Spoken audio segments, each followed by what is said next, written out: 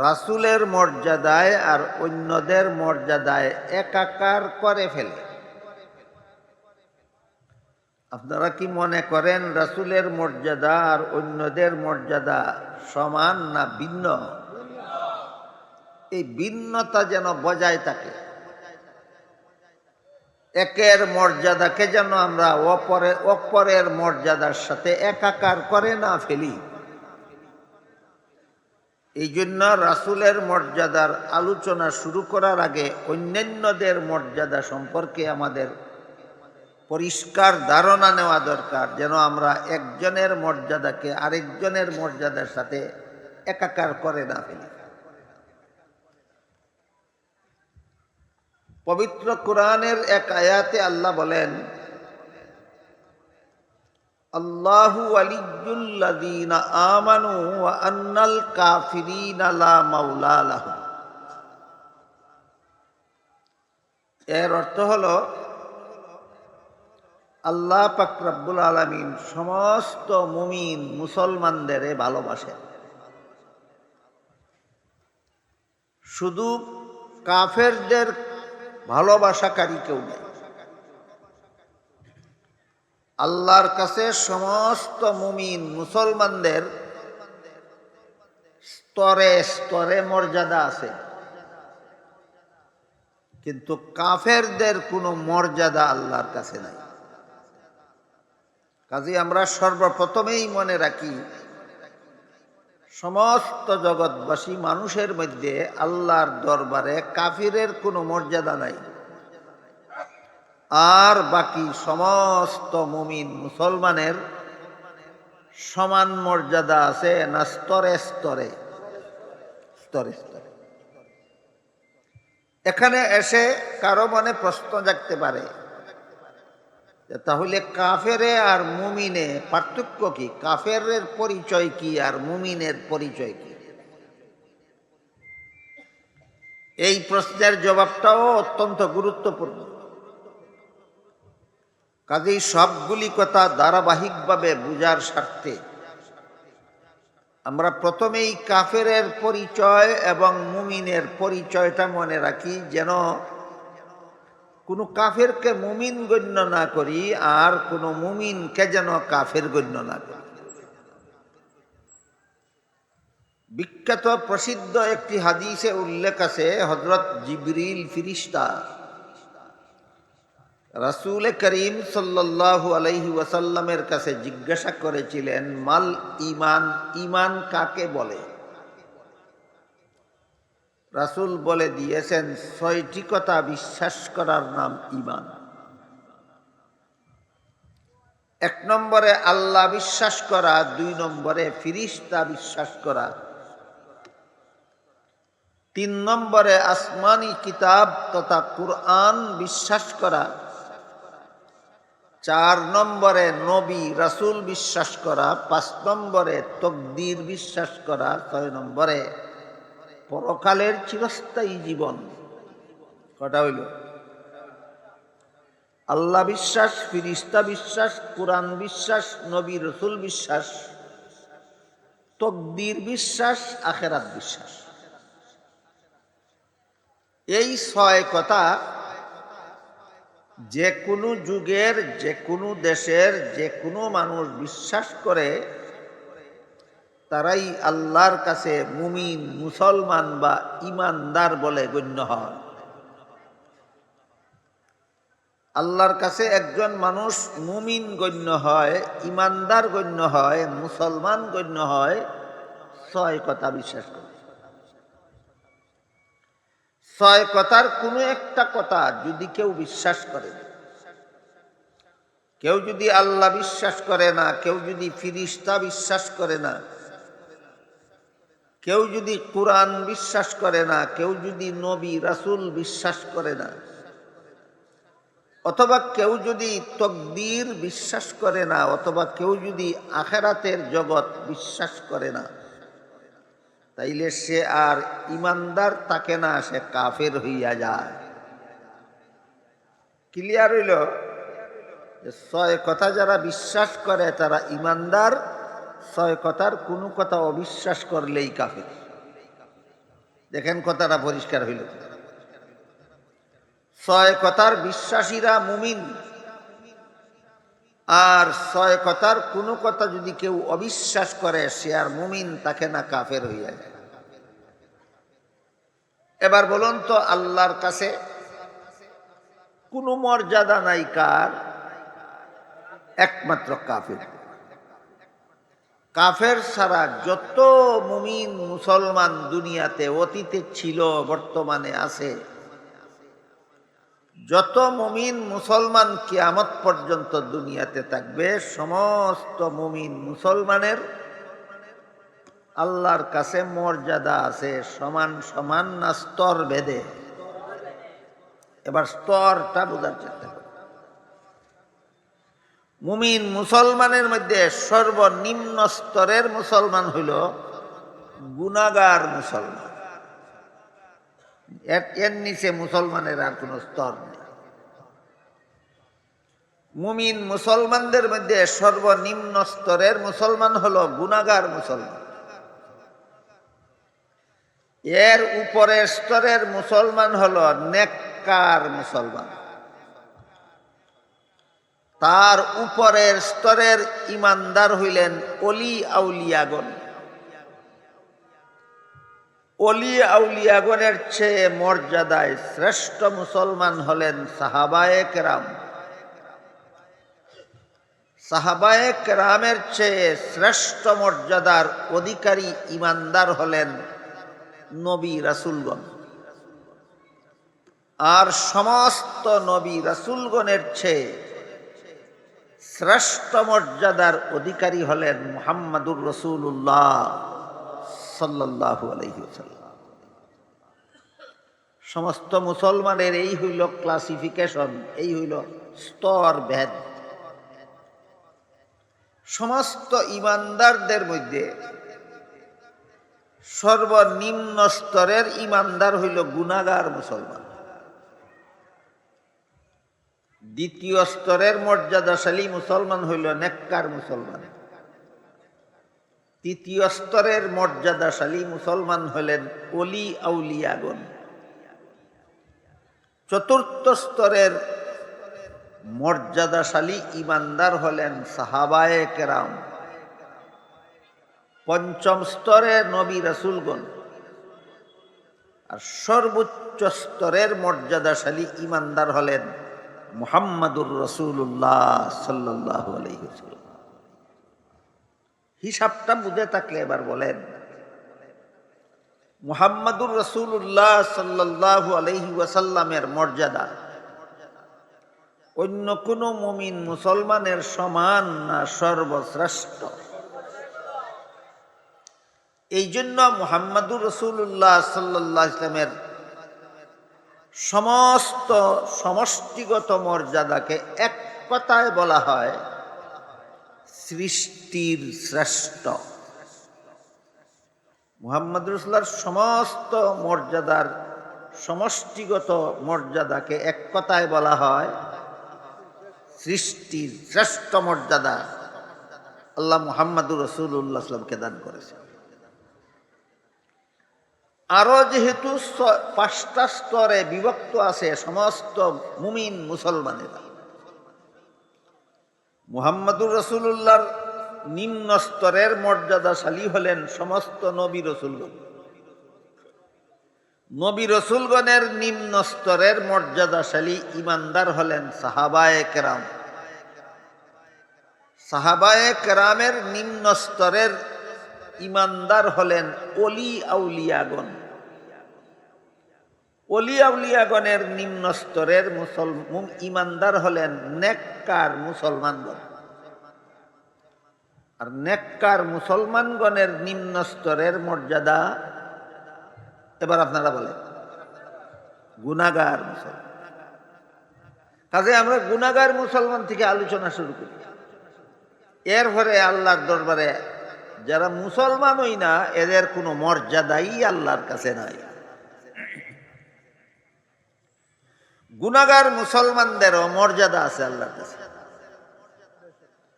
আমরা যারা গুনাহগার মুসলমান, আমাদের এইটা জেনে রাখা দরকার যে আমাদেরও আল্লাহর কাছে একটা মর্যাদা আছে। সেই মর্যাদাটা কি?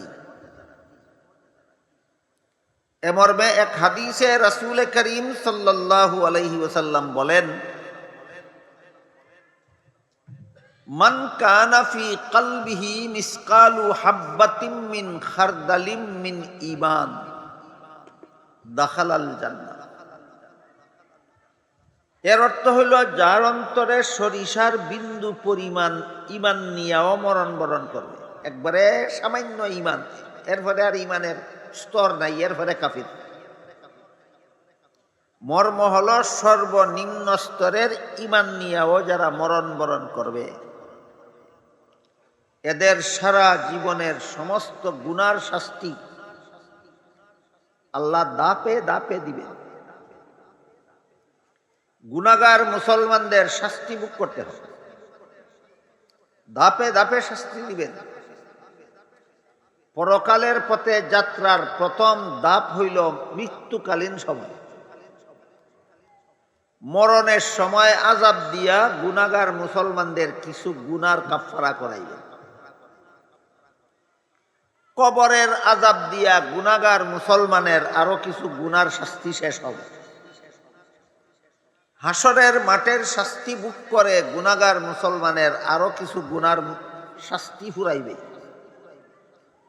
পুলসিরাত পার হওয়ার শাস্তি ভোগ করে গুনাহগার মুসলমানের আরো কিছু গুনার শাস্তি হবে।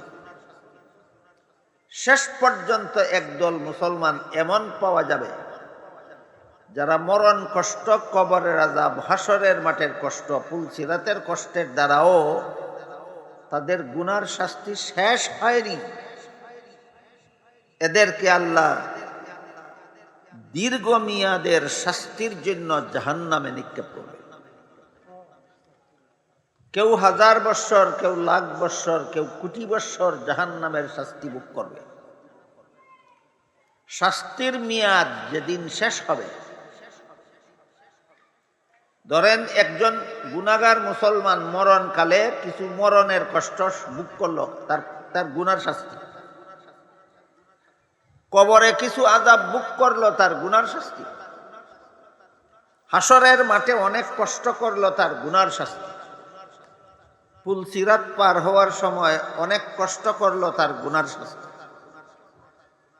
জাহান্নামে 50,000 বৎসর জাহান্নামের আগুনের জ্বালা এর কষ্ট ভোগ করলো, তার গুনার শাস্তি। তা কথার কথা ধরেন 50,000, 50,000 বৎসরের মেয়াদটা শেষ হলে পরে তার সকল গুনার শাস্তি শেষ হইল। যতদিনের জন্য আল্লাহ তারে জাহান্নামে দিলেন, এতদিন পার হইলে পরে তার সব গুনার শাস্তি শেষ হইল। এই যে শাস্তিগুলি দাফে দাফে দফায় দফায় তারে দেওয়া হইল, এটা আল্লাহ তাকে অপমান করার জন্য দিছেন। মুমিন গুনাহগার মুসলমানকে মরণের সময় আল্লাহ আযাব দেন অপমান করার জন্য নয়। মুসলমান গুনাহগারকে আল্লাহ কবরে আযাব দেন অপমান করার জন্য নয়। গুনাহগার মুসলমানকে আল্লাহ জাহান্নামে একটা দীর্ঘমেয়াদী শাস্তি দিবেন অপমান করার জন্য নয়, বরং তার গুনার ময়লা পরিষ্কার করার জন্য। এর উদাহরণ হলো, আমার গায়ের জামাটা যদি ময়লায় একেবারে বিশ্রী হয়ে যায় আর ব্যবহার করার যোগ্য থাকে না, এই জামাটা গায়ে দিয়া আমি মানুষের সমাজে যাব না, এর আগে ধুলাই করব। ধুলাই করতে হলে তাকে পানির মধ্যে ভিজাইতে হয়, সাবান লাগাইতে হয়, কাচতে হয়, পিটাইতে হয়। একজন মানুষ তার গায়ের জামার মধ্যে সাবানের পানি লাগাইয়া যে পিটায়, ঘৃণা করে পিটায়, নাকি অপমান করার জন্য পিটায়, না বেইজ্জত করার জন্য পিটায়, না পরিষ্কার করার জন্য? আপনারা যেভাবে আপনাদের গায়ের ময়লা জামা ব্যবহারের অযোগ্য হইলে সাবানের পানি দিয়া পিটান, এটা ঘৃণার কারণে নয়, অপমান করার জন্য নয়, পরিষ্কার করার জন্য। ঠিক তেমনি তেমনি ভাবে আল্লাহ গুনাহগার মুসলমানকে জাহান্নামের আগুন দিয়া জ্বালাইয়া পিঠাইবেন, ঘৃণা কইরা নয়। সে ঘৃণার পাত্র না, আল্লাহর কাছে সে মর্যাদাশালী। পিঠাইবেন শুধু গুনার ময়লাটা পরিষ্কার করা যায়।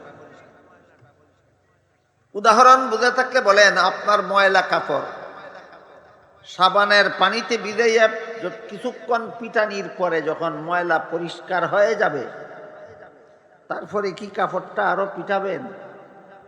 ঠিক তেমনি ভাবে গুনাহগার মুসলমান জাহান্নামে দীর্ঘদিনের শাস্তি ভোগ করার কারণে তার শাস্তির মেয়াদ যখন শেষ হয়ে যাবে, তখন আল্লাহ আর তাকে পিঠাবেন না। এতদিন পিটাইছিলেন ঘৃণার কারণে না পরিষ্কার করার জন্য? পরিষ্কার যখন হয়ে গেল, আল্লাহর রাসূল বলেন তাকে জাহান্নাম থেকে উদ্ধার করে আল্লাহ চিরকালের জন্য জান্নাতে পৌঁছায় দেবে। এইটা হলো গুনাহগার মুসলমানের মর্যাদা আল্লাহর কাছে। বুঝে থাকলে বলেন তো, গুনাহগার মুসলমানেরও মর্যাদা আছে কিনা আল্লাহর কাছে? আমি মনে করি দুইটা মর্যাদা উল্লেখযোগ্য। গুনাহগার মুসলমানের আল্লাহর কাছে যে মর্যাদা আছে, এই প্রসঙ্গে দুইটা কথা উল্লেখযোগ্য। এক নম্বর, জাহান্নামের আগুন দিয়া জ্বালাবেন তাকে ঘৃণা করার জন্য নয়, তার গুনার ময়লাটা পরিষ্কার করার জন্য। এটা একটা মর্যাদার ব্যাপার। দুই নম্বর, তার গুনার ময়লা যেদিন পরিষ্কার হয়ে যাবে, যেদিন তার শাস্তির মেয়াদ শেষ হয়ে যাবে, এরপরে তিনি এই গুনাহগারকে আর এক মুহূর্তের জন্য জাহান্নামে রাখবেন না, জাহান্নাম থেকে উদ্ধার করে চিরকালের জন্য জান্নাতে পৌঁছায় দেবেন। এবার বুঝে থাকলে বলেন, গুনাহগার মুসলমানেরও মর্যাদা আছে কিনা আল্লাহর কাছে? এই বিবরণ শুনে কেউ যদি মনে মনে ভাবে, তাইলে ইচ্ছা মতো গুনাহ করতে থাকি, একদিন তো আল্লাহ জান্নাতে পৌঁছায় দেবে। এরকম ফারি পথে জান্নাতে যাবার মতো কুবুদ্ধি অনেক মুসলমানের থাকে। এটা আমি সুবুদ্ধি বলি না, এটা কুবুদ্ধি বলি। এমন ফারি পথে জান্নাতে যাওয়ার কুবুদ্ধি অনেক মুসলমান অন্তরে পোষণ করে। আপনাদের কারো মধ্যে যদি এমন কুবুদ্ধি থাকে, আল্লাহর রাসূল বলছেন সামান্য ইমান নিয়ে মরলেও আল্লাহ একদিন জান্নাতে দিয়া দিবেন চিরকালের জন্য। কাজে আমি ইচ্ছা মতো গুনাহ করতে থাকি, অসুবিধার কিছু নাই। তাহলে আপনি এক কাজ করুন, একটা মোমবাতি জ্বালান, জ্বালায়া মোমবাতির সলিতার, জ্বলন্ত সলিতার আগুনের মধ্যে আপনার আঙ্গুলটা 5 মিনিট ধরে রাখুন। কত মিনিট?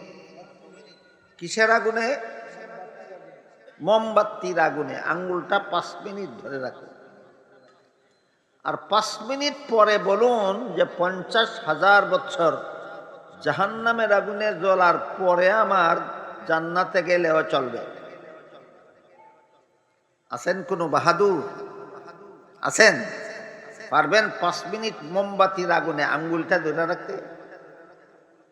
5 মিনিট মোমবাতির আগুনে যদি আঙ্গুলটা ধরে রাখার মতো সাহস রাখেন না, 50,000 বছর জাহান্নামের আগুনে শরীরটা ডুবাইয়া রাখার দুঃসাহস করেন কিভাবে? কাজে আপনারা কি গুনাহগার মুসলমানের মতো মর্যাদা চান আল্লাহর কাছে, না নেককার মুসলমানের মতো মর্যাদা চান? এই জন্য সমস্ত গুনাহগার মুসলমানকে এই নিম্ন স্তরের মর্যাদার স্তরে পরে থাকার থেকে উন্নত স্তরের মর্যাদা লাভ করার জন্য জীবন ভর সাধনা করতে হয় আল্লাহর ইবাদত বন্দেগীর মাধ্যমে। গেল সর্বনিম্ন স্তরের মুসলমানের মর্যাদা। আপনারা সামনে যারা ফাঁকা জায়গা আছে, একটু আগে বসলে, যারা পিছনে বসার জায়গা পাইতেছেন না, তাদের বসার একটু সুবিধা, আপনারা অনেক সওয়াব পাইবেন। আপনারা সব তো আপনারা পাইবেন, ওই যারা বইবার সুযোগ পাইল তারার সমান সব এক্সট্রা আপনারা পাইবেন।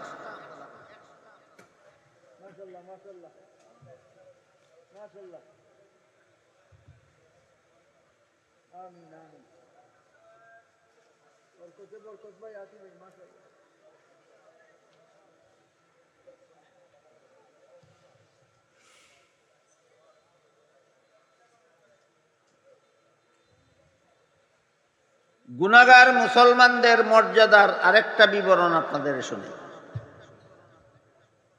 একবার একটা বিশেষ কারণে আল্লাহ আমাদের নবী মুহাম্মদুর রাসূলুল্লাহ সাল্লাল্লাহু আলাইহি ওয়াসাল্লামের কাছে বেশ কিছুদিন ওহী পাঠানি বন্ধ রাখছিল। কারণ অনেক লম্বা ঘটনা, আমি সেদিকে যাইতেছি। একটা বিশেষ কারণে আল্লাহ আমাদের নবীর কাছে কোনো বিবরণ মতে 15 দিন, কোনো বিবরণ মতে 40 দিন ওহী পাঠানি বন্ধ রাখছিলেন। এই সুযোগে আবু লাহাবের বউ উম্মে জামিল, নবীর চাচার নাম ছিল আবু লাহাব, আবু লাহাবের বউয়ের নাম ছিল উম্মে জামিল। এই দুটোটা কাফির ছিল। নবীর চাচা আবু লাহাবও কাফির ছিল, আবু লাহাবের বউ উম্মে জামিলও কাফির ছিল। এই পর্যন্ত আমার কথা যারা শুনেছেন বুঝেছেন, বলুন তো এই দুইটা কাফিরের মর্যাদা আল্লাহর কাছে কি পরিমাণ আছে? 0.0 পয়েন্ট, বিন্দু মাত্র মর্যাদাও নেই। এই আবু লাহাবের বউ উম্মে জামিল আল্লাহ অন্য একটা কারণে নবীর কাছে ওহী নাজিল বন্ধ রাখছেন। এই সুযোগে নবীকে তিরস্কার দিয়া, টিটকারি দিয়া, মস্কারি করে বলতেছিল, তোমার আল্লাহ তোমাকে ছেড়ে দিয়েছে, তোমার আল্লাহর সাথে তোমার ডিসকানেকশন হয়ে গেছে, তোমার আল্লাহর সাথে তোমার সম্পর্ক ছিন্ন হয়ে গেছে, তোমার আল্লাহ তোমারে ছেড়ে দিছে। এতে নবীর বড় কষ্ট হইত এবং নীরবে নীরবে থাকতেন আর কাঁদতেন। বলেন তো আবু লাহাবের বউয়ের তিরস্কারে নবীর মনে কষ্ট হইত কিনা? কি পরিমাণ কষ্ট হইত! নীরব নীরব নির্জনে থাকতেন আর কাঁদতেন। শেষ পর্যন্ত আল্লাহ পাক রব্বুল আলামিন আবার যখন ওহী নাজিল শুরু করলেন,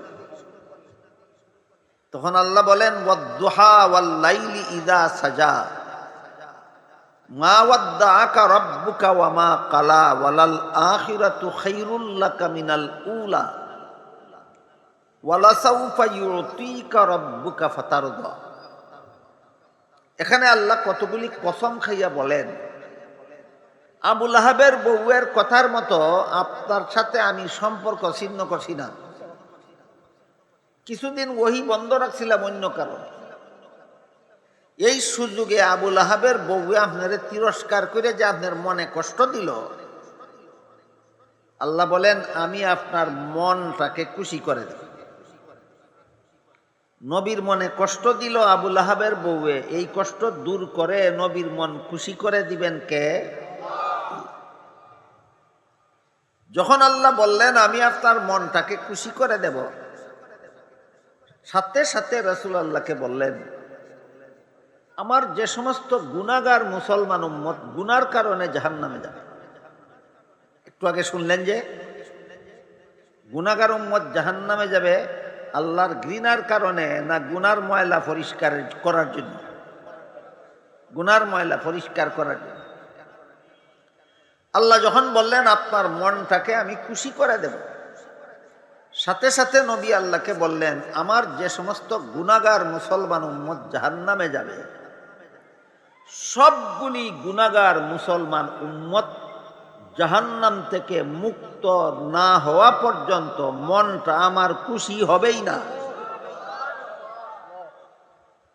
গুনার কারণে যত মুসলমান জাহান্নামে যাবে, সমস্ত মুসলমানকে আল্লাহ যেদিন জাহান্নাম থেকে উদ্ধার করিয়া জান্নাতে পৌঁছাইয়া দিবেন, সেই দিন নবী বলেন আমার মনটা খুশি হবে।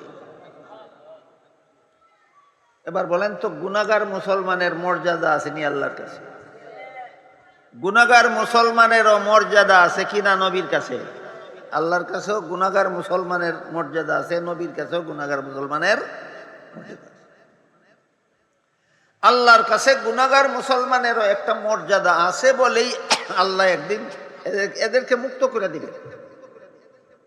নবীর কাছে গুনাহগার উম্মতের মর্যাদা আছে বলেই এরা যেদিন জাহান্নাম থেকে মুক্ত হবে ওই দিন নবীর মনটা খুশি হবে। এই দুইটা বিবরণের দ্বারা কি আমরা বুঝতে পারলাম গুনাহগার মুসলমানের কোনো মান মর্যাদা আল্লাহ এবং রাসূলের কাছে নাই? এদের একটা মর্যাদা আছে।